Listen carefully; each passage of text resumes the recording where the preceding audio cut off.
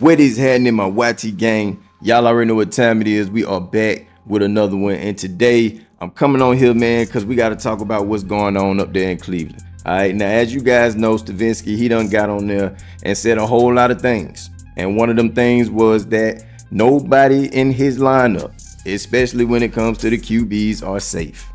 That door is wide open. And I know we was all talking about Kenny Pickett probably being the number one guy, taking the first snaps and stuff like that. But with Stavinsky saying that, we don't know. And we also know that my boy Stavinsky had a lot to say about Shedeur and what he's doing up there in Cleveland, in which he just pretty much stated he loved everything about him, right? So maybe, just maybe, my boy Shedeur got a big chance. He got a great shot at becoming that QB1 for the Cleveland Browns. Now, although we are all hyped about my boy Shedeur Sanders and the possibilities of him being able to be that QB1 for the beginning of the season, starting out in the season, it's a lot of people that's disagreeing with that. Now, if you guys don't know who Bernnie Kosar is, he is a former quarterback for the Cleveland Browns, in which, get this, he was the very last quarterback to ever lead the Cleveland Browns to winning a division title. And God knows how long that's been.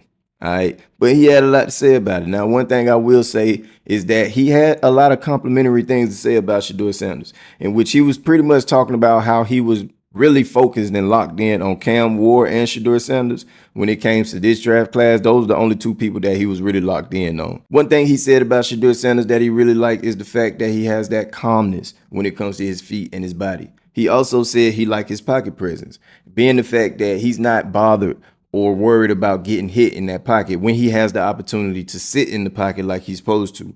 He's more focused on getting the ball where it's supposed to be than an opponent coming to hit him. Now, I know there's going to be a lot of people asking questions like, when did he get a chance to see Shedeur actually sit in the pocket in Colorado? Being the fact that he had the worst O-line over there and he had to run for his life almost every single drive. There were some plays where my boy was actually able to sit in the pocket. If you go look at his highlight tapes, you'll be able to see it, and you'll see how calm and poised he look in that pocket. But yeah, Bernnie Kosar, he really likes Shedeur.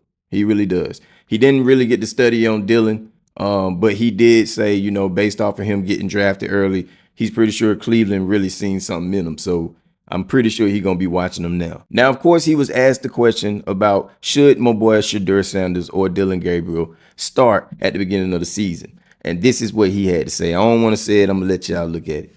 Check out the footage. So the rookies, I think it's absolutely best, even if you're God, to not play right away, okay? So that, especially on a rough team. So I would like to see, for their own development, look, we haven't developed a quarterback since 1999, since the team's come back, okay? A lot of it because it's not they're all busts. They play too early on teams that aren't ready to accept them and mesh together. So sitting out the whole year, I'm not in favor of, but sitting out a portion of it to let the offense get more acclimated. It helped me at the speed of the game. I believe it'll help those guys have a better chance of success. And then which one it is, you know, time will tell on it. But again, it's Memorial Day week coming up. It's no need to like cast somewhat hard lines in the sand, but it doesn't look like this is going to be the Super Bowl champion team this year.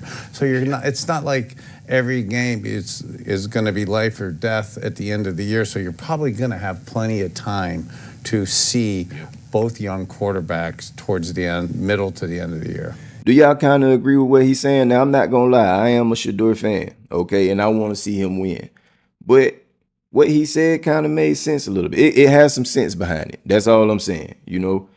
Being the fact that the Cleveland Browns is one of the worst teams, if not the worst team in the NFL. And we all know the type of environment that he is in when it comes to the Cleveland Browns.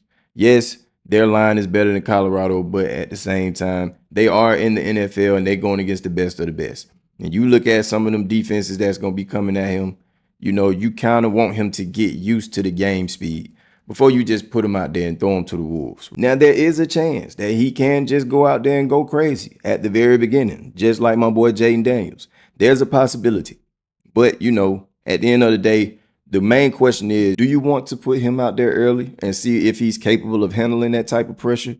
Or do you rather sit him down and let him just develop his skills a little more? Let him develop the game of the speed a little more. And then maybe week 3, week 4, put him out there and showcase him and see what he's made of. Either way it go, I'm okay with it.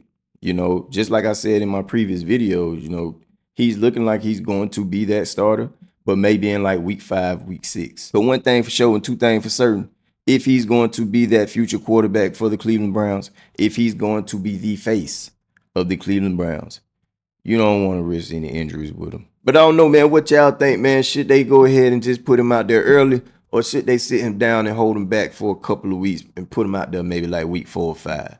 Drop them things down there in the comments below. I got to get up out of here, man. I'll talk to y'all on the next.